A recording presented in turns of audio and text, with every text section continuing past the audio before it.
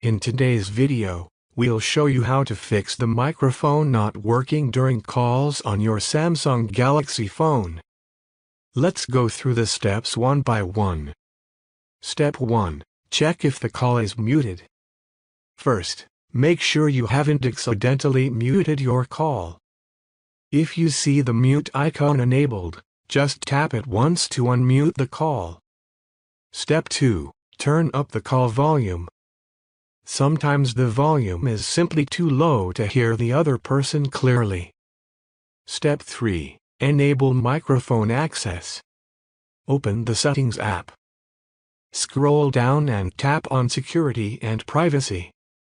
In this menu, scroll again and tap Controls and Alerts. Look for the microphone access toggle and make sure it's turned on. If microphone access is turned off, the other person won't be able to hear you during a call. Step 4. Clean the microphone.